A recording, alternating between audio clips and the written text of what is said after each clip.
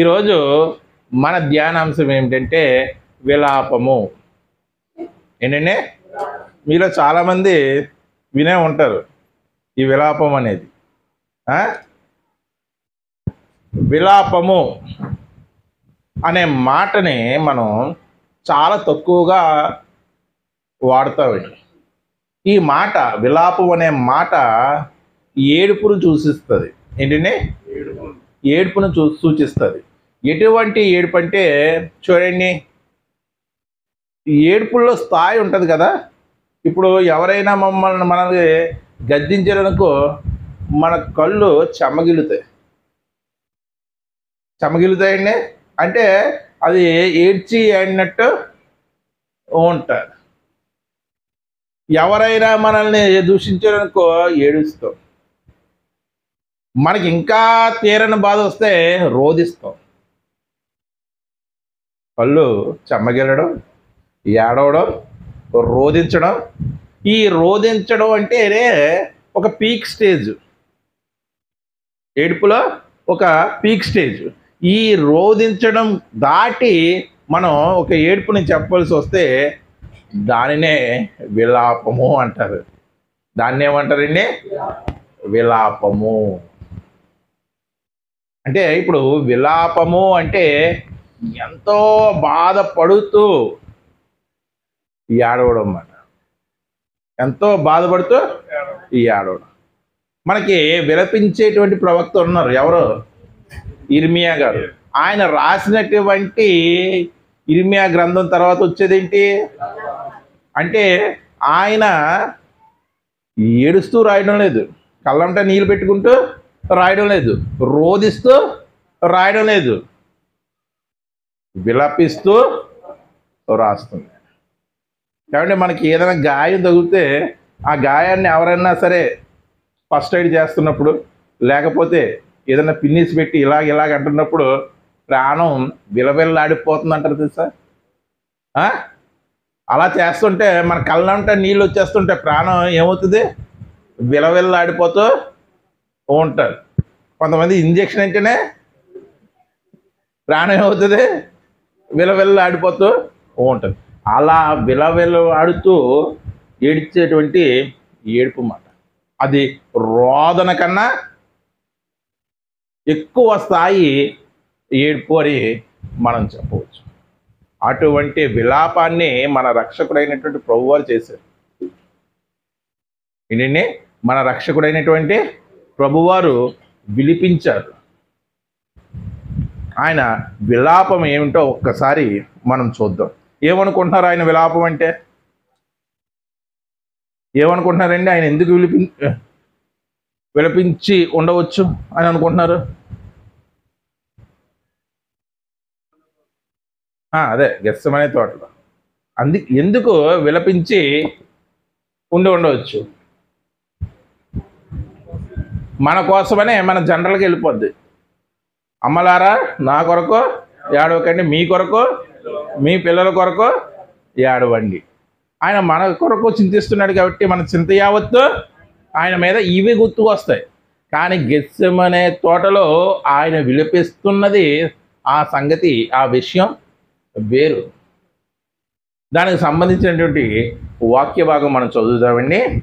Mark సువార్త 14వ అధ్యాయం 32 నుంచి 36 వచనాలు ఒకటి చదవండి. మార్కు సువార్త. వారు గెత్సెమన అనబడిన చోటునకు వచ్చినప్పుడు, అంటే గెత్సెమనే అనేది ఏంటి? ఒక ప్రదేశం. ఆ ప్రదేశంలో తోట ఉంది. ఆ తోటలో ఏ చెట్లు ఉన్నాయి? ఒలీవల చెట్లు ఉన్నాయి. గెత్సెమనే ప్రదేశానికి వచ్చినప్పుడు ఆయన నేను ప్రార్థన చేసి వచ్చే వరకు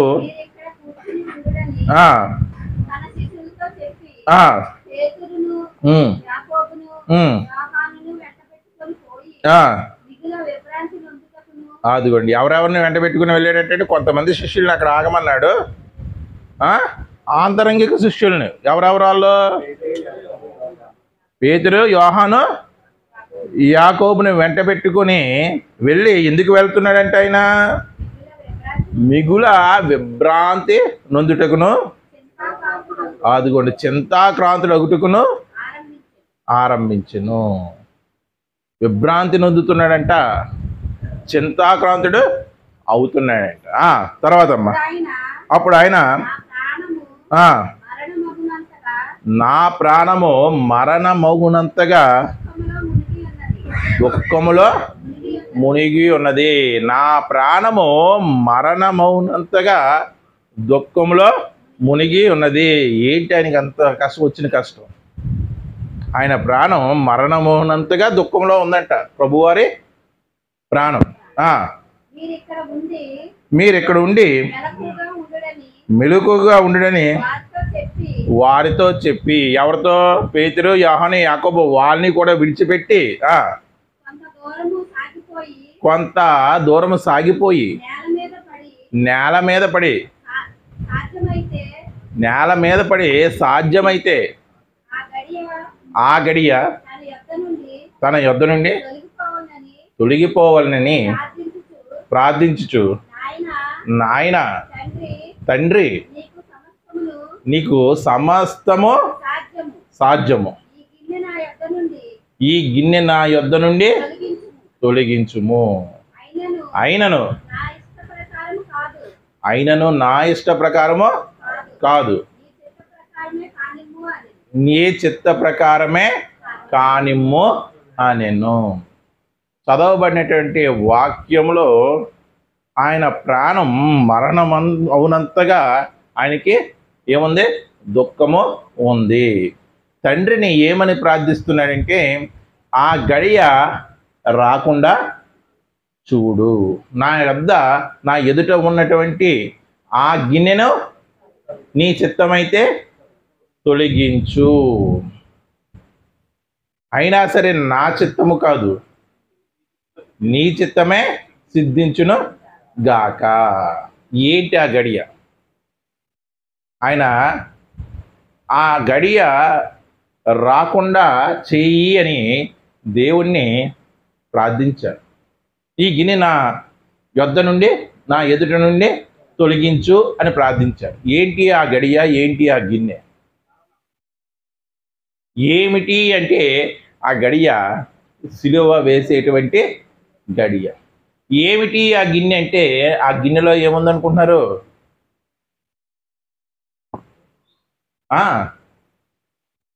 ఏముంది? లోక పాపములు మోసుకొని పోచున్నటువంటి దేవుని గొర్రె పిల్ల. లోకంలో ఉన్నటువంటి మనుషులందరూ చేసినటువంటి పాపాలకు ఫలితాన్ని ఆయన అనుభవించాలి సిలువ యాగంలో. అప్పుడు మాత్రమే మనకి ఏంటి? విడుదల. మరి యేసుప్రభు వారు ఎందుకు వచ్చారు? యేసుప్రభు వారు అసలు ఈ లోకానికి రావడానికి కారణం ఏంటి? నరావతారిగా రావడానికి కారణం ఏంటి? దేవునితో సమానంగా ఉండవలసినటువంటి భాగ్యాన్ని విడిచిపెట్టి నరావతారిగా ఈ భూమి మీదకి రావాల్సినటువంటి కారణం ఏంటి? పాపులు రక్షించుటకు యేసుక్రీస్తు వారు వచ్చారు. నశించి దాన్ని వెతికి రక్షించుటకు మనుష్య కుమారుడు ఈ లోకంలోకి వచ్చాడు. అంటే దేవుడు ఆయన్ని ఒక పని మీద పంపారు. ఏంటి ఆ పని? నశించిన దాన్ని వెతికి రక్షించుటకు, పాపులను రక్షించుటకు, లోక పాపములను మోసుకొని పోవుటకు, ప్రజలందరి కొరకు ఆయన శిలువ యాగం చేసి ఆయన జీవితాన్ని ఒక అర్పణగా అర్పించుటకు కదా. ఆయన విధుల్లో ప్రధానమైనటువంటి విధి నెరవేర్చేటువంటి సమయానికి ఆయన ఏమని ప్రార్థిస్తున్నారు? ఈ గడియ రాకుండా చెయ్యి, నీ చిత్తమైతే నా యొద్ద నుండి ఈ పాత్రను, ఈ గిన్నెను తొలగించు. ఆ గిన్నె ఎటువంటి గిన్నె అంటే, ఇదిగో ఇప్పుడు పాములు పట్టేవాడు ఒక 2000 పాములు పట్టేసి ఒక గిన్నెలో ఆ విషయాన్ని అంతా చేర్చి అదే వాడు తాగవలసి వస్తాయా? వాడికి ఎలా ఉంటుంది? ఎలా ఉంటుంది? చాలా కష్టంగా ఉంటుందా లేదా? ఉంటుందా లేదా? ఈయనేమో పాపం చేయని పరిశుద్ధుడు, పాపం చేయని పరిశుద్ధుడు. మరి సకల జనుల యొక్క పాపానికి కలిగేటువంటి దోష శిక్షణ ఈయన ఎందుకు అనుభవించాలి? అర్థమైందండి? అది అలా అనుభవించడానికి తన మనస్సును ప్రిపేర్ చేసుకోవాలి అంటే అది ఎంత కష్టమండి. ఆయన వచ్చిందా విధే అదే, దానికోసమే ఆయన వచ్చాడు. కానీ చెయ్యని పాపానికి, ఒకటి పాపం కాదు, నీ మీద అభిమానం ఉంటే నువ్వు ఒక పాపం చేస్తే ఆ పాపాన్ని నా మీద తీసుకుని నేను శిక్ష అనిపిస్తాను. కానీ సకల జనుల పాపాన్ని ఆయన మీద వేసుకోవాలంటే ఆయన మనస్సును ఎంత సిద్ధపరచుకోవాలి అంటే, రేపు ఎగ్జామ్ అంటేనే మనం మల్లగొల్లాలు పడిపోతూ ఉంటాం. మరి యేసుప్రభువు వారికి అది ఎగ్జామా కాదా? సరళమైనటువంటి భాషలో మాట్లాడుకుందాం.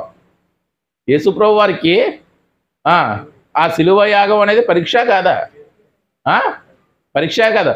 అప్పుడు ఆయన శిలువ యాగం చేస్తేనే అపవాదిని ఆయన చితక తొక్కినట్టు. ఆ శిలువ యాగం జరగకూడదని అపవాది ఒక ప్రక్క నుంచి ప్రయత్నిస్తూనే ఉంది. ఎప్పటి నుంచి?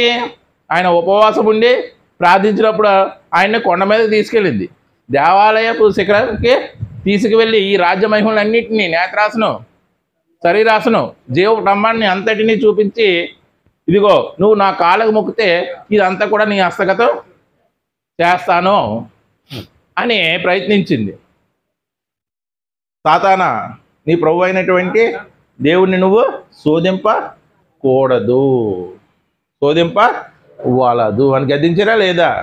అంటే ఆ శిలువ యాగం జరగకుండా అది అడ్డుకుంటూ వచ్చింది. పేతురుని ఒకసారి ఏమన్నారు యేసు ప్రభు వారు? ఇది నీకు జరగకుండాను గాక అని పేతురు అంటే, సాతానా నా వెనుకకు పొమ్ము అంటే, ఇప్పుడు అది శిలువ యాగం అనేది పరీక్ష కాదా? ఆ పరీక్షలో ఎలాగన్నా ఫెయిల్ చేసేయాలని ఈ లోకంలో ఉన్నటువంటి అపవాది ప్రయత్నిస్తుంది. ఇప్పుడు మీకు రేపు పరీక్ష అండి, మీరు ఎలాగైనా సరే ఫెయిల్ అయిపోవాలని ఒక కంకణం కట్టుకుని కూర్చున్నారనుకో, మిమ్మల్ని చదవనే ఉండదు, చాలా ఇబ్బంది పెడుతున్నారు. ఎలా ఉంటుంది మీకు? ఎలా ఉంటుంది? బాధగా ఉంటుందా లేదా? ఆ పరీక్ష అసలుకే ఆయన కోసం పరీక్ష కాదు, సకల జనులకు సంబంధించినటువంటి పరీక్ష. ఈయన పాస్ అయితేనే అందరూ పాస్ అయినట్టు ఇంచుమించు, అంతే కదండి. ఈయన పాస్ అవుతేనే ఒకడు ఫెయిల్ అయ్యాడు, ఆ ఫెయిల్ అయిన ఫలితం మొత్తం ప్రపంచం అంతటికి వచ్చిందా రాలేదా? ఈయన పాస్ అవుతే ఆ ఫలితం అంతా కూడా అందరికీ రావాలి. అంటే ఈయన ఉత్తీర్ణత బట్టి అందరి ఉత్తీర్ణత ఆధారపడి ఉంది కదండి. మరి అటువంటి పరీక్షకు మనస్సును సిద్ధపరచుకోవాలంటే, అటువంటి పరీక్షకు మనస్సును సిద్ధపరచుకోవాలంటే ఆ మానసిక సంఘర్షణ ఎంత గొప్పగా ఉంటుందండి. అప్పుడు ప్రార్థన చేశారండి, అప్పుడు ప్రార్థన చేశారండి, తండ్రి ఈ గడియ రాకుండా చూడు, నీ చిత్తమైతే ఈ గిన్నెను తొలగించు. యేసుక్రీస్తు వారు సంపూర్ణ మానవుడా లేకపోతే సంపూర్ణమైనటువంటి దేవుడా? చెప్పాలండి. అది అర్థమైతే మనకి ఆయన ఎందుకు ప్రార్థన చేశాడో అర్థమవుతుంది. ఆయన విధిని తప్పించమని దేవుడికి ఎందుకు ప్రార్థించాడో అర్థమవుతుంది. యేసుక్రీస్తు వారు సంపూర్ణమైనటువంటి మానవుడు, అట్ ద సేమ్ టైము సంపూర్ణమైనటువంటి దేవుడు. సంపూర్ణమైనటువంటి మానవుడు అని ఎలా చెప్పగలం? సంపూర్ణమైనటువంటి మానవుడని మనం ఎలా చెప్పగలమండి? హెబ్రీయులకు రాసినటువంటి పత్రిక, అపోస్తుడైన పౌలు హెబ్రీయులకు రాసినటువంటి పత్రిక 4వ అధ్యాయం 15వ వచనం. అపోస్తుడైన పౌలు హెబ్రీయులకు రాసినటువంటి చూడండి పౌలు ఎంత గొప్పగా చెప్తున్నాడు. మన ప్రధాన ఎవరైనా యేసుక్రీస్తురా మన బలహీనతల యందు, అక్కడ బలహీనతల యందు అంటే పాపంలో కాదండి, మళ్ళీ పొరపాటుగా మీరు అలా అనుకున్నారు. కానీ మన బలహీనతల యందు అంటే అక్కడ ఏంటంటే మానవ శరీరానికి కొన్ని బలహీనతలు ఉంటాయి. అర్థమైందండి? ఆకలి, అలసట, నిద్ర, ఇటువంటివన్నీ కూడా మానవ శరీరానికి ఉన్నటువంటి బలహీనతలు. అందుకే కదా ఆత్మసిద్ధమే కానీ శరీరము బలహీనము. ఆ శరీరానికి ఉన్నటువంటి బలహీనత గురించి చెప్తున్నాడు. అంతేగాని పాపం అనే బలహీనత కాదండి. మన ప్రధాన యాజకుడు మన బలహీనతలు యందు మనతో సహానుభవము లేనివాడు కాదు. అంటే మనతో సహానుభవం ఉంది ఆయనకి. ఏంటి మన బలహీనతలు? ఆకలి యందు ఉందా లేదా? ఆయన ఆకలిగా ఉన్నాడా లేదా? నిద్ర, ఆయన పడవ అమరమున నిద్రించారు అని రాయబడి ఉంది. దప్పిక, ఇవన్నీ కూడా ఉన్నాయా లేదా ఆయనకి? అంటే మనిషికి ఉన్నటువంటి ప్రాథమిక అవసరతలు ఏవైతే ఉన్నాయో అవన్నీ కూడా ఉన్నాయి. చదవండి అమ్మా. సమస్త విషయంలోను మన వలనే, అదిగోండి శరీర బలహీనతలు బట్టి సమస్త విషయాల్లో ఆయన మన వలే శోధించబడ్డాడు. అదిగోండి బలహీనత పాపం అనుకుంటే ఆ వచనంలో చివర మళ్ళీ ఏమని రాస్తున్నాడు? పాపము లేనివాడుగా ఉండెను. ఎన్ని బలహీనతలు ఉన్నా సరే శరీరానికి ఆయన పవిత్రంగా జీవించి పాపము లేకుండా జీవించాడు. మనకి నిద్ర వస్తుంటే చచ్చి మానేస్తాం, చుట్టాలు వస్తే మానేస్తాం, టిఫిన్ చేయకపోతే టిఫిన్ చేయలేదని మానేస్తాం. ఆయనకి అలాంటి బలహీనతలు ఎన్నో ఉన్నాయి. అయినప్పటికీ కూడా పాపం అంటకుండా జీవించాడు. ఈ వచనాన్ని బట్టి యేసుక్రీస్తు వారు పరిపూర్ణ మానవుడు. ఇటువంటి పరిపూర్ణ మానవుడుగా ఉన్నటువంటి యేసుక్రీస్తు వారు గెత్సెమనే తోటలో ప్రార్థిస్తున్నారన్నమాట. అర్థమైందండి? ఒక పరిపూర్ణ మానవుడిగా ఆయన ప్రార్థిస్తున్నారు. తండ్రి, ఈ గడియ నా యొద్దకు రాకుండా చూడు, ఆ గిన్నె నా యొద్ద నుండి తీసివేయి, అయినను నా చిత్తము కాదు నీ చిత్తమే సిద్ధించును గాక. అనేక సార్లు శిష్యులతో ఏం చెప్పాడు? మనుష్య కుమారుడు కొన్ని దినాలు శ్రమపడిన తర్వాత సిలువ వేయబడి 3వ దినమున లేచుట అగత్యము అని చెప్పారు కదా. మరి ఆ మాట ఎలా చెప్పారు? ఆ మాట ఎలా చెప్పారు? పరిపూర్ణ దేవునిగా చెప్పాడుగా. అర్థమైందండి? ఇక్కడ గెత్సెమనే తోటలో ఆయన ప్రార్థిస్తుంది, పరిపూర్ణ మానవుడుగా ప్రార్థిస్తున్నాడు. శిష్యులకు చెప్పినప్పుడు ఆయన పరిపూర్ణ దైవత్వం మనకి కనపడుతుంది.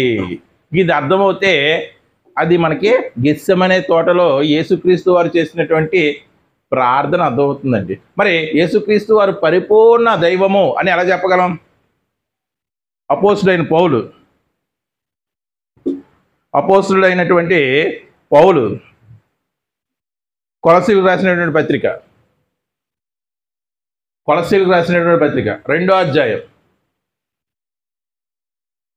9వ వచనం చూడండి, చాలా జాగ్రత్తగా వినండి. ఏలయనగా చూడండి, ఈ సృష్టిలో ప్రతి వస్తువుకి ఒక తత్వం ఉంటుంది. ప్రతి వస్తువుకి ఒక తత్వం ఉంటుంది. నిప్పుకున్నటువంటి తత్వం ఏంటి? వేడిగా ఉండడం. నీరుకు ఉన్నటువంటి తత్వం ఏంటి? చల్లగా ఉండడం. అలాగా ఈ సృష్టిలో ప్రతి వస్తువుకి ఒక తత్వం ఉంటుంది. అలాగా ప్రతి మనిషికి కూడా ఒక తత్వం ఉంటుందా ఉండదా? మనిషికి ఉండే తత్వాన్ని ఏమన్నారు? మానవత్వం అన్నారు. అంతే కదండి. మనిషికి ఉన్నటువంటి తత్వం ఏంటి? మానవత్వం. పశువుకు ఉన్నటువంటి తత్వం పశుత్వం. అంతే కదండి. రాక్షసుడికి ఉండేటువంటి తత్వం రాక్షస తత్వం కదండి. కానీ ఇక్కడ దేని గురించి మాట్లాడుతున్నాడు? దేవత్వము లేకపోతే దైవత్వము. దేవత్వము యొక్క సర్వ సంపూర్ణత, సర్వ పరిపూర్ణత. చూడండి, కొంచెం కొంచెం కాదు, కొద్దిగా దేవుడు కాదు. ఆయన పెద్ద దేవుడు, ఈయన చిన్న దేవుడు కాదు. అర్థమైందండి. చాలామంది హృదయాల్లో ఉన్నటువంటి అపోహ ఏంటంటే యెహోవా దేవుడు పెద్ద దేవుడు, యేసుక్రీస్తు వారు కొద్దిగా చిన్న దేవుడు, పరిశుద్ధాత్ముడు మరి కొద్దిగా. చాలామంది అనుకునేటువంటి అపోహ కదండి. కానీ ఏమంటున్నాడు పౌలు? దేవత్వము. దేవుడికి ఉండేటువంటి తత్వాన్ని ఏమంటామంటే దేవత్వము అంటాం. మనిషికి ఉండేటువంటి తత్వాన్ని మానవత్వం అంటాం. పూర్తి మానవుడుగా, మానవత్వం కలిగినటువంటి మనిషిగా నిరూపించబడ్డాడు కదండి. అదేవిధంగా దేవత్వము యొక్క సర్వ పరిపూర్ణత. ఈ పదాన్ని మీరు అండర్లైన్ చేసుకోవాలి. సర్వ పరిపూర్ణత. దాంట్లో ఇంకేది లేదు, లోపమేమీ లేదు. సర్వజనులారా రండి అంటే అక్కడ 2-3 ఉండిపోతే అది సర్వజనులు అవుతారా? అవరు కదా. సర్వ పరిపూర్ణత అంటే కంప్లీట్గా. ఇంకా దేవత్వం యొక్క సర్వ పరిపూర్ణత శరీరముగా. అదిగోండి, దేవత్వము యొక్క సర్వ పరిపూర్ణత శరీరముగా క్రీస్తునందు నివసించుచున్నది.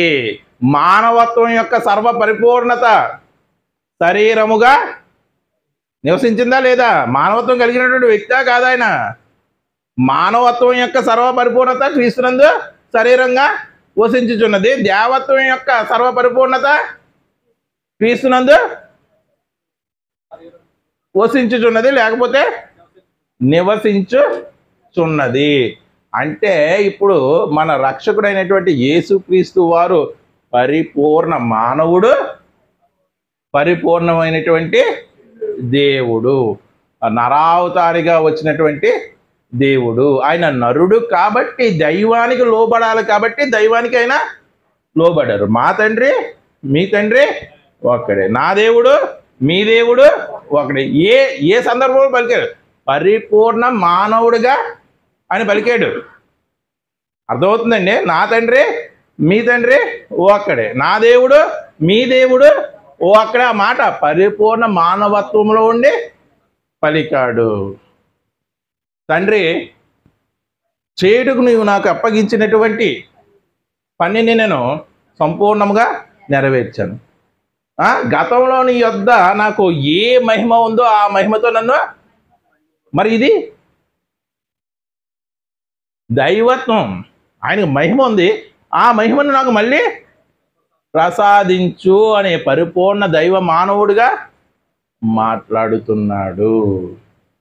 అర్థమైందండి. యేసుక్రీస్తు వారు పరిపూర్ణమైనటువంటి మానవుడు, అట్ ద సేమ్ టైం పరిపూర్ణమైనటువంటి దైవత్వం కలిగినటువంటి దేవుడు.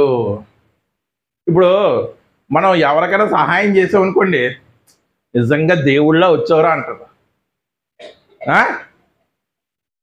ఆ వచ్చిన దేవుడు 4 రోజులకి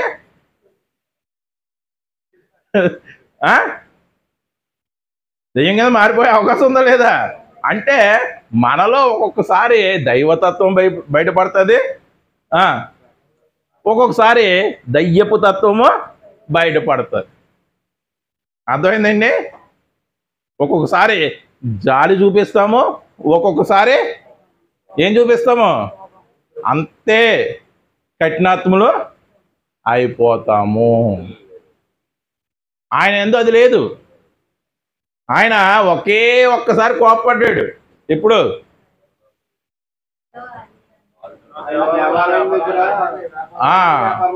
ఆ దేవాలయం దగ్గర వారు రోకలు అమ్మేవారు వ్యాపారం చేస్తున్నందుకు నా తండ్రి ఇంటిని మీరు దొంగల గుహగా మార్చుతున్నారు అని ఒకే ఒక్కసారి అయినా కోపగించారు. తన జీవితంలో ఇంకా ఎప్పుడు కూడా అయినా కోపగించలేదు.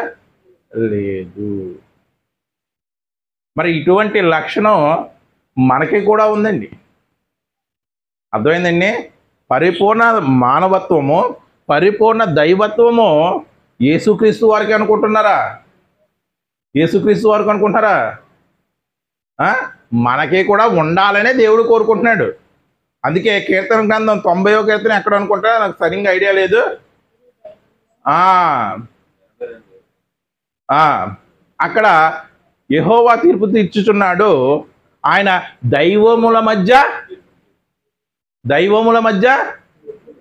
ఆ దైవములు ఎవరు? మనమే. మన మధ్యనే ఆయన తీర్పు తీర్చుచున్నాడు.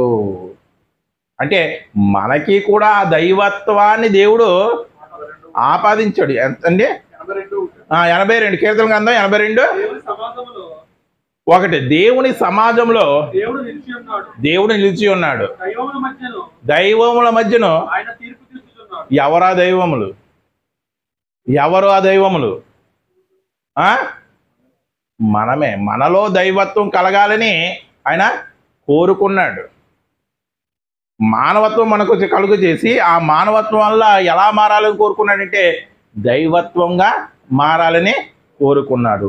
చూశాడు. ఆదాము నుంచి యేసుక్రీస్తు వరకు వచ్చి చూశారు. ఆయన వచ్చేవారినంతా కూడా చూశారు. ఎవరిలో మానవత్వము దైవత్వముగా మారిందా?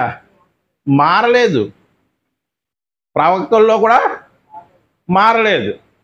శిష్యుల్లో కూడా మారలేదు.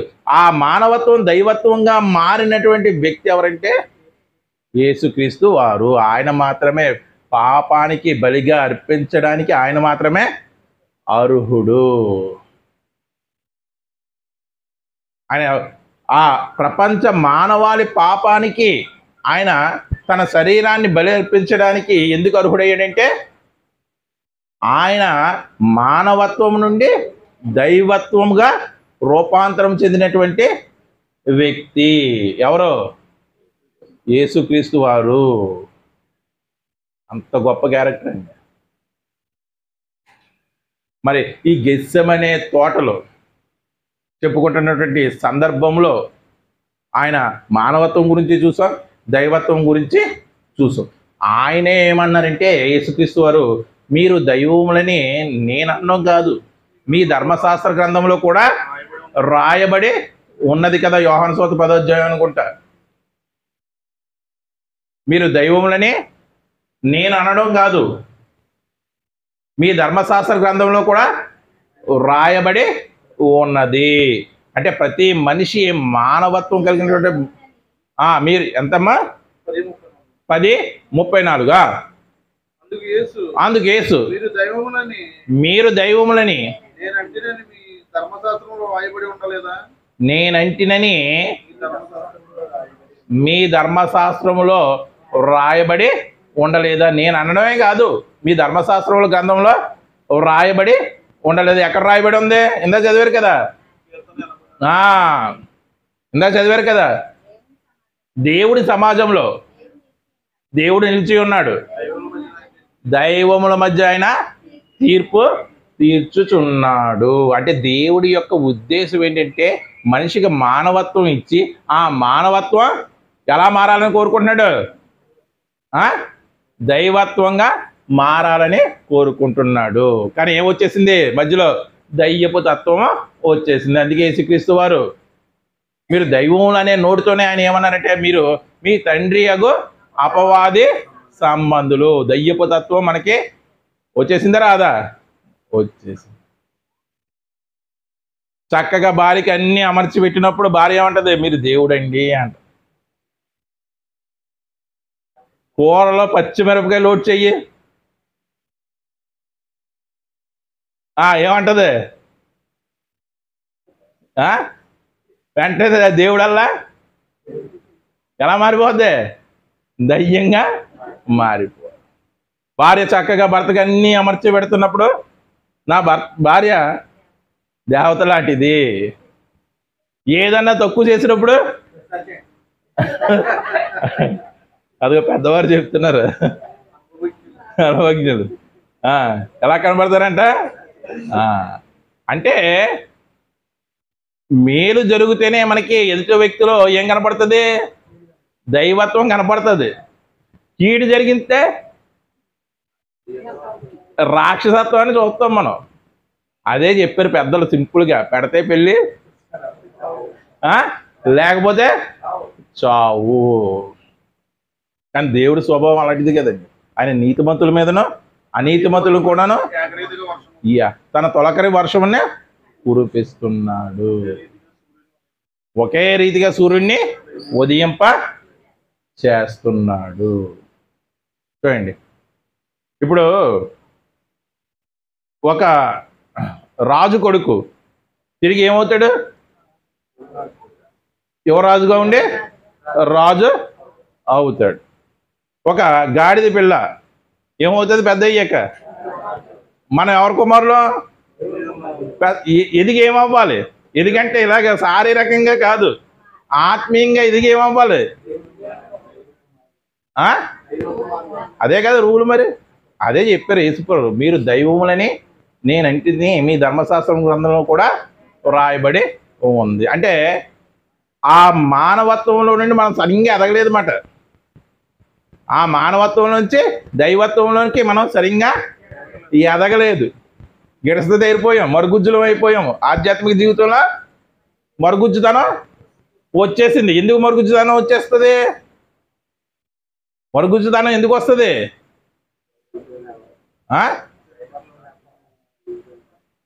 ఏదో ఒకటి లోపించి వస్తుంది. మన ఆధ్యాత్మిక జీవితంలో మనకి మరుగుజ్జుతనం ఎందుకు వచ్చింది? వాక్యము లోపించి వచ్చింది.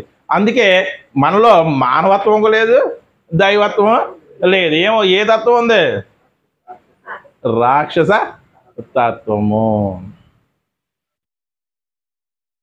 కానీ గెత్సెమనే తోటలో పూర్తి మానవత్వంతో ఉండి ఆయన ప్రార్థిస్తున్నాడు. ఇదిగో ఈ గడియను నా నుండి నాకు రాకుండా చూడు, ఆ శ్రమలు అనే గిన్నె నా నుండి తీసివేయి. అయినా నేను అడుగుతున్నాను, మానవుడుగా దాన్ని ఫేస్ చేయడానికి నాకు మానసిక సంఘర్షణ పడుతున్నాను. ఎంత మానసిక సంఘర్షణ పడుతున్నారో తెలుసండి. మనం అనుకుంటామా యేసుప్రభు గారు మేకులు కొట్టించేసుకున్నారు 2 చేతుల్లోనే, ఆయన దేవుడు కాబట్టి ఆయన సహించాడు అనుకుంటాం. కానీ ప్రార్థన ఏం చేశారు? ఆ గడియ తొలగించు, ఆ గిన్నెలో ఉన్న ఆ శ్రమల అనే గిన్నె నా నుండి తొలగించు. ఆయన సిలువ యాగం ఎలా చేశారంటే పరిపూర్ణ మానవుడుగా ఉండి సిలువ యాగం చేశారండి. దేవా దేవా నా చెయ్యి ఎలా విడిచితివి, ఎలా విడిచితివి. పరిపూర్ణ మానవుడుగా ఉండి ఆయన సిలువ యాగం చేశారు. చూడండి ఎంత గొప్పదో. నా చిత్తం కాదు, నీ చిత్తమే జరుగును గాక.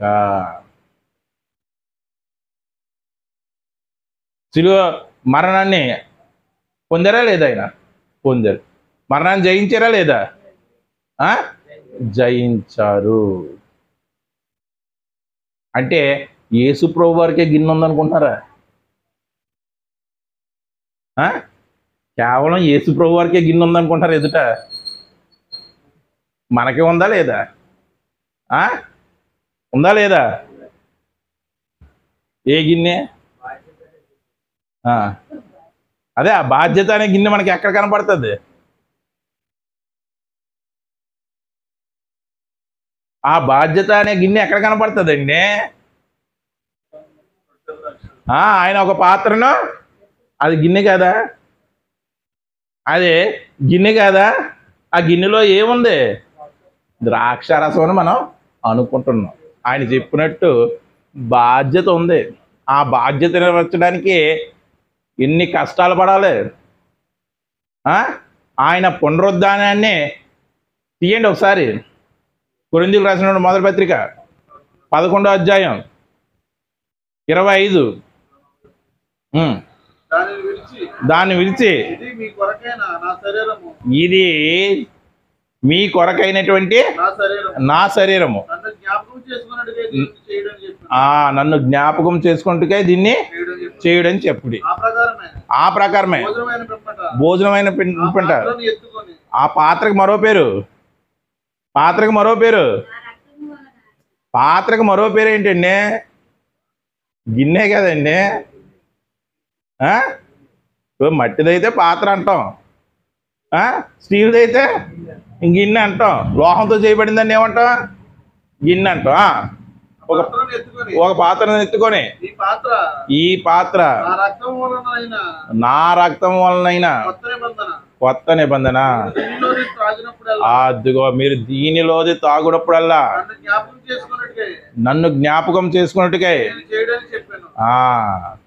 ఆయన ఈ రొట్టెను తిని ఈ గిన్నెలో తాగునప్పుడల్లా ప్రభు వచ్చే వరకు అదిగో ఆయన మరణాన్ని ప్రచురం చెయ్యాలంట.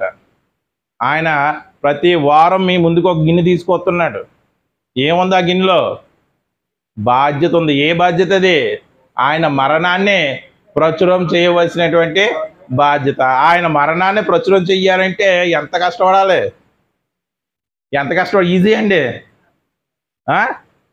అది మన ముందు ఉన్నటువంటి శ్రమ కాదా? శ్రమ కాదండి.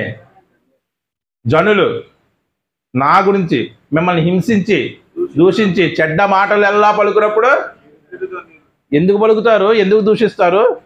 ఎందుకు నిందిస్తారు? ఇదిగో ఆయన పునరుద్ధానాన్ని ప్రచురం చేస్తే జనులు ఏం చేస్తారంట? నిందిస్తారు, దూషిస్తారు, మీ మీద చెడ్డ మాటలెల్లా పలుకుతారు. అప్పుడు మీరు ధన్యులు. నాకెందుకు వచ్చిన గొడవ ఇది? నాకెందుకు వచ్చిన గొడవ అని కూడుకున్నప్పుడల్లా కాదు. ఫస్ట్ అపోస్తులు కూడుకున్నప్పుడల్లా ఏం చేశారు? రొట్టె విరిచారు. దాన్ని ఏం చేశారు? నెమ్మదిగా వారానికి షిఫ్ట్ చేసి, వారానికి నెలకు వచ్చేసింది. నెలదే సంవత్సరానికి కూడా వచ్చేసింది ఉన్న వాళ్ళు ఉన్నారు తెలుసండి. నెలకే సంవత్సరానికి వచ్చేసింది కూడా ఉన్నారు. మరి ఎప్పుడు జ్ఞాపకం వస్తుంది? వారానికి నీకు ఎదురుకుండానే గిన్నె వస్తుంటేనే ఆ గిన్నెలో మనం పడవలసినటువంటి శ్రమ మనకి గుర్తు రావట్లేదు. మరి నెలకు ఒకసారి వస్తే, సంవత్సరానికి ఒకసారి వస్తే మర్చిపోతావా లేదా? మర్చిపోతాం అండి. అపోస్తులండి వాడబద్దలైపోయి వస్త్రహీనత, అన్ని శ్రమలు, గాలి గిన్నెలో ఉన్నటువంటి శ్రమలు. యేసు గిన్నెలో ఏదైతే ఉందో నీ గిన్నెలో కూడా అదే ఉంది. కానీ ఆయన కళ్ళకు అది తేటగా కనపడింది. మన కళ్ళకి అది కేవలం ద్రాక్షారసంగానే కనపడుతుంది. ద్రాక్షారసంగానే కనపడుతుంది. దానితో బాధ్యత ఉంది అని, ఆ బాధ్యతలో శ్రమలు ఉన్నాయని మనం గుర్తెరగడం లేదు. నా నిమిత్తం జనులు మిమ్మును నిందించి హింసించి మీ మీద అబద్ధముగా చెడ్డ మాటలు ఎలా పలుకున్నప్పుడు మీరు ధన్యులు. సంతోషించి ఆనందించుడి. పరలోకమందు మీ ఫలము అధికమవును. అంటే బల్లారాధన చేసినప్పుడల్లా ఆయన చెప్పింది ఏంటి? నన్ను జ్ఞాపకం చేసుకోండి, నా పునరుద్ధానాన్ని ప్రకటించండి, జ్ఞాపకం చేసుకోండి. ఎప్పుడు జ్ఞాపకం చేసుకోవాలి? కూడుకున్నప్పుడల్లా జ్ఞాపకం సరే చేసుకోవటాలు. వారానికి, ప్రతి వారం, నెలకే,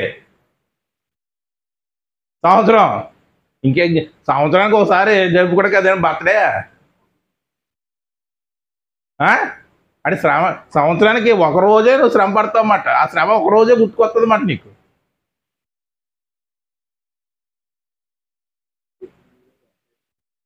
అంటే చూడండి, అంటే శ్రమ పడడానికి మనం అసలుకే ఇష్టపడడం, కష్టపడడానికి ఇష్టపడడం లేదు. ఎలా వచ్చేద్దండి పరలోకం? ఎలా వచ్చేద్దండి? పని చేయవాడికే పరలోకం, పని చేయని వాడికి. ఒక ఐఏఎస్ కొట్టాలి ఎంత కష్టపడాలి?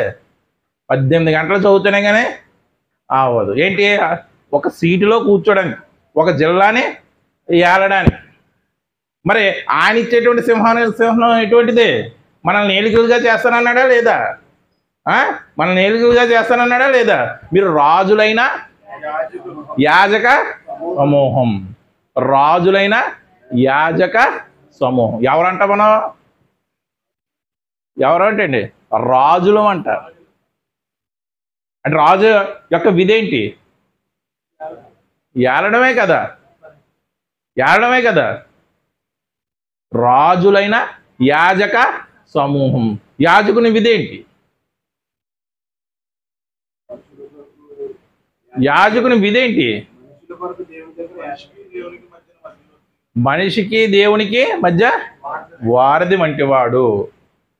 మనిషి యొక్క పాపాలని పాత నిబంధనలు ఏం చేస్తాము? దేవుని సన్నిధిలో ప్రక్షాళన చెయ్యడమే యాజకుని యొక్క విధి. ఇప్పుడు యేసుక్రీస్తు వారు రాజా కదా? రాజా. యాజకుడా? యాజకుడా. మరి బైబిల్ మనల్ని ఏమని ఉద్దేశిస్తుంది? మీరు రాజులైనా అంటే ఆయన ఏదైతే ఉన్నారో మనం అదే కాదా? అంటే మనల్ని ఏలికలుగా ఆయన చేస్తాడు, మనల్ని యాజకులుగా ఆయన చేస్తాడా లేదా? ఆ యాజకత్వంలో ఏముంటుంది అనుకుంటున్నారు? పాత నిబంధనలు ఉన్నప్పుడు ఉన్నట్టు కుడి జబ్బ, కొవ్వు అయ్యుండో ఆ యాజకత్వంలో. మరి ఏముంటాయి? జనులు మిమ్మల్ని హింసించి దూషించి మీ మీద చెడ్డ మాటలల్లా పలుకుతూ ఉంటారు. అయినా సరే మీరు ఏం చెయ్యాలి? యాజకత్వం చెయ్యాలి. వాక్యంతో ప్రజల యొక్క పాపాలను మీరు కడిగేలాగా చెయ్యాలి. వాక్యంతో ఒక వ్యక్తి పశ్చాత్తాపడి దేవుని దగ్గరికి వచ్చేలాగా మీరు యాజకత్వం చెయ్యాలి. ఉందండి మీరు రాజులైన యాజక, అదే రిఫరెన్స్ నాకు చదవండి. అయితే మీరు అంటే మనం రాజు యాజక సమూహం అనే కొంతమంది డౌట్ పడుతూ ఉంటారేమో. ఇంకా ఎక్కడమ్మా అది? ఏ గ్రంథం అమ్మా? పేతురు రాసినటువంటి మొదటి పత్రిక 2వ అధ్యాయము 9వ వచనం. అయితే మీరు ఎవరు? మీరు అంటే ఎవరైతే దేవుణ్ణి అనుసరిస్తున్నారో వాళ్ళు సేవకులు కాదండి. అయితే మీరు చీకటిలో నుండి ఆశ్చర్యకరమైన తన వెలుగులోనికి మిమ్మల్ని పిలిచినటువంటి వాని గుణాతిశయములను ప్రచురము చేయ నిమిత్తము ఏర్పరచబడినటువంటి వంశమును. ఎవరండి? మనమే కదండి. రాజులైనటువంటి యాజక సమూహమును, పరిశుద్ధ జనమును, దేవుని సొత్తైనటువంటి ప్రజలై ఉన్నారు. మనం రాజరికం ఎలా చేస్తామో యాజకత్వం ఎలా చేస్తున్నాం? మనల్ని ఏలికలుగా చేశాడా లేదా? చేశాడు. యాజకులుగా చేశాడా లేదా? పాత నిబంధనలో యాజకత్వం ఎటువంటిది? బలులు క్షయమైపోయేది కాదే. ఇక్కడ యాజకత్వం ఎటువంటిది? ఆత్మానుసారమైనటువంటి యాజకత్వం, ఆత్మను సంపాదించేటువంటి యాజకత్వం. వాళ్ళు పాత నిబంధనలో యాజకులు బలి అర్పించేవారు, మళ్ళీ పాపం చేసేవాడు, మళ్ళీ బలి అర్పించేవాడు. ఇక్కడ యాజకత్వం ఎలా ఉండాలి? ఇక్కడ యాజకత్వం ఎలా ఉండాలంటే విరిగిన మనసుని బలిగా అర్పించాలి. ఒకడు ఇక్కడ యాజకత్వం ఎంత బాధ్యతాయుతమైందంటే ఒక విశ్వాసి మరొకరికి వాక్యం చెప్పి, ఒక పాపికి వాక్యం చెప్పి వాడిలో విరిగి నలిగినటువంటి మనస్సు ఎలా నలుగుతుంది? విరిగి నలిగి వాక్యము ద్వారా. ఎలా మనసు ఎలా విరిగి నలుగుతుందండి? ఎలా పశ్చాత్తాపడుతుంది? వాక్యం ద్వారానే కదా. జక్కయ్య, నేడు నీ ఇంటికి ఎలా వచ్చింది? వాక్కు ద్వారా. వాక్కు ద్వారా. మన యాజకత్వము ఒక పాపికి వాక్యము చెప్పి వాడి యొక్క మనసును విరిగి నలిగల చేసి పశ్చాత్తాపడి వాడు దేవుడికి బలిగా అర్పించేలాగా చేయవలసినటువంటి యాజకత్వము మన యాజకత్వం. అదే బల్లారాధనలో నా పునరుద్ధానాన్ని, ఆయన పునరుద్ధానం అంటే ఏంటి? సువార్త. అంతే కదండి. ఆయన మరణ పునరుద్ధానం అంటే ఏంటి? సువార్త. సువార్త చెబితే ఒక పాపి మారతాడు. సువార్త చెబితే ఒక పాపి ఏమవుతాడంటే విరిగి నలిగినటువంటి మనస్సు వచ్చి వాడు ఏమవుతాడంటే దేవుడికి ఆ విరిగి నలిగినటువంటి మనసును బలిగా అర్పిస్తాడు. అప్పుడు యాజకుడైనటువంటి నీవు కూడా బలి అర్పించినట్టే కాదా వాడి పక్షాన? అంటే పాత నిబంధనలో యాజకత్వం చాలా ఈజీ అండి. వాడి పాపం కోసం ఒక గొవ్వనో, ఒక పావురాన్నో, ఒక కోడినో, కోడంటే ఈ కోడి కాదండి, కోడే తీసుకొస్తాడు. దాన్ని ఛేదించేసి ఆయన మొక్క దేవుడికి దాని బలి అర్పించేస్తాడు. అది ఈజీ. కానీ ఇప్పుడు మీరు రాజులైన యాజక సమూహం అని చెప్పాడు కదా, ఈ యాజకత్వం ఎంత కష్టపడితే వస్తుందండి? మీరు అసలు యాజకులని చెప్పారా మీకు ఇప్పటివరకు? అసలు మీరు యాజకులని చెప్పారా? ఆ యాజకత్వానికి ఉన్నటువంటి విధి ఎంత గొప్పదో చెప్పారా? చెప్పరు. అయితే మీరు మళ్ళీ ఒకసారి చదవండి. అయితే మీరు చీకటిలో నుండి ఆశ్చర్యకరమైన తన వెలుగులోనికి మిమ్మల్ని పిలిచిన వాని గుణాతిశయములను, అది గుణాతిశయములు. అక్కడేమో బలారాధనలో నా మరణ పునరుద్ధానాన్ని ప్రకటించంటున్నాడు. ఇక్కడేమంటున్నాడు? నా గుణాతిశయములను ప్రచురము చేయి నిమిత్తము ఏర్పరచబడినటువంటి వంశమును, రాజులైనటువంటి యాజక సమూహమును. అంటే జనాల గురించే కదా చెప్తున్నాడు. పరిశుద్ధ జనం అంటే విశ్వాసుల గురించే కదా చెప్తున్నాడు. ఆ పరిశుద్ధ జనం ఎవరంటే దేవుని సొత్తు అయినటువంటి, అది మళ్ళీ క్లారిటీ ఇచ్చేసాడు. అక్కడ జనం అన్నాడు, ఇక్కడ ప్రజలు అన్నాడు. అంటే ఎవరు? ఆ రాజులైనటువంటి యాజకులు ఎవరు? విశ్వాసులే. నీ యాజకత్వం ఎలా ఉండాలి? వాక్యం ద్వారా. ఒక మనిషి, నువ్వు వాక్యం చెప్తే ఒక మనిషి పశ్చాత్తాపడి విరిగి నలిగినటువంటి మనసు దేవుడికి బలిగా అర్పించాలి. అంత బాధ్యత ఉందండి, అంత బాధ్యత ఉంది. ఎక్కడికో వచ్చేసాం మనం. గెస్సెమనే తోట నుంచి ఎక్కడికో ప్రభు బల్ల ఆరాధన దగ్గర నుంచి ఇక్కడికి వచ్చేసాం. ఆయన యొక్క విలాపము ఎలా ఉందో ఒక్కసారి చూసి మనం ముగించుకొచ్చేయండి. ఆయన యొక్క విలాపం లోకాసు వార్త 22వ అధ్యాయం 45వ వచనం. లోకాసు వార్త 22వ అధ్యాయం. ఆయన ప్రార్థన చాలించి లేచి, కాదండి ఒకసారి చూడండి, లోకాసు వార్త 22వ అధ్యాయం 45వ వచనం. ఆయన వేదన పడి,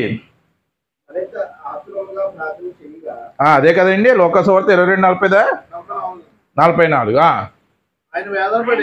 ఆయన వేదన పడి మరింత ఆత్రముగా ప్రార్థన చేయగా ఆయన చెమట, అదిగోండి ఆయన ప్రార్థనలో ఏ విధంగా విలపించాడంటే, తండ్రి నీ చిత్తమైతే ఆ గడియ రాకుండా చూడు, నీ చిత్తమైతే ఈ గిన్నెని తీసివేయి అని ఏ విధంగా విలపించాడంటే ఆయన చెమట నేలపడు గొప్ప రక్త బిందువులుగా ఆయిందంట. చూడండి ఎంత గొప్ప విలాపము, ఎంత గొప్పగా ఆయన విలపించాడు. ఒక సంపూర్ణ మానవుడిగా ఉండి ఆ గడియ రాకూడదు, ఆ గిన్నెను అన్ని తీసివేయి, అయినా సరే నేను కోరుకుంటున్నాను నా చిత్తము కాదు నీ చిత్తమే సిద్ధించును కాక అంటే ఆ దేవుని చిత్తమే ఆయన జీవితంలో ఏమైంది, సిద్ధించిందా లేదా? సిద్ధించింది.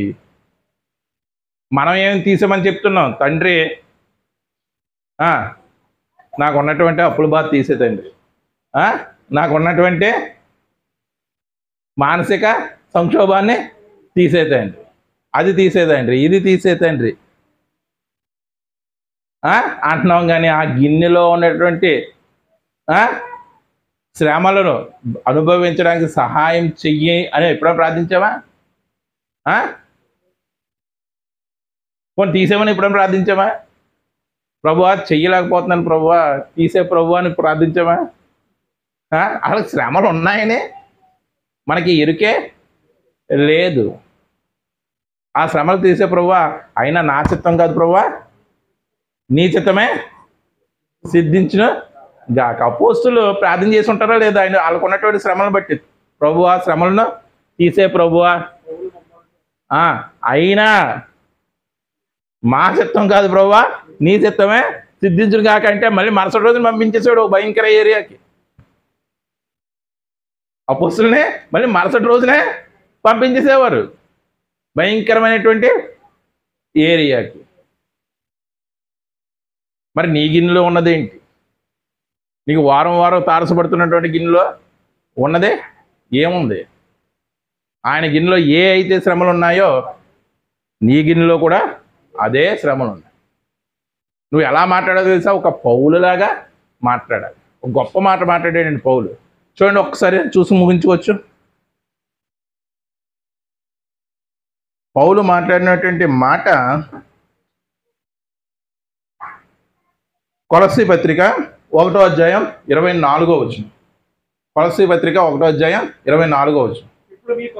ఇప్పుడు మీ కొరకు నేను అనుభవించుచున్న శ్రమల యందు ఏంటండి? శ్రమల యందు సంతోషిస్తున్నాడంట. సంఘము అను ఆయన శరీరము కొరకు, సంఘము అనే ఆయన శరీరము కొరకు, క్రీస్తు శిరస్సు, సంఘము ఆయన శరీరం, సంఘమును ఆయన శరీరము కొరకు, క్రీస్తు అంటే సంఘము అనే ఆయన శరీరం కోసం క్రీస్తు పాటలు పడ్డాడా లేదా? ఆ గిన్నెలో ఉన్నటువంటి శ్రమలను అనుభవించాడా లేదా? ఆ శ్రమల్లో ఆ పాటలలో ఒకవేళ ఏదైనా కొదువైందేమో, యేసుక్రీస్తు వారు పడినటువంటి శ్రమల్లో కానీ ఆయన పడినటువంటి పాటలలో కానీ సంఘం గురించి, సంఘం అనే ఆ శరీరం గురించి, ఆయన పడినటువంటి శ్రమల్లో కానీ ఆయన పడినటువంటి పాటలలో కానీ ఏదైనా తక్కువైపోయిందేమో, నా వంతు నా శరీరమందు సంపూర్ణము చేయుచున్నాను. నా వంతు. మరి మీ వంతు ఏది? ఆయన ఏమంటున్నాడు? సంఘం అనే ఆయన శరీరమందు, ఆ సంఘం అనే శరీరం గురించి ఆయన పడినటువంటి పాటలలో ఒకవేళ ఏదైనా కొదువై, అసలు కొదువు అవ్వలేదు, ఆయన జీవితాన్ని అర్పించేసిన తర్వాత ఇంకేం కొదువు ఉంటుంది? కానీ పౌలు ఏమంటున్నాడు? ఒకవేళ కొదువు అయితే అది నేను అనుభవించడానికి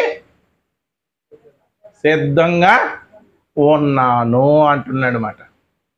నా వంతు నా శరీరమందు అది అనుభవించడానికి నేను ఇదిగో నా వంతు అంటున్నాడు పౌలు. మరి మీ వంతు?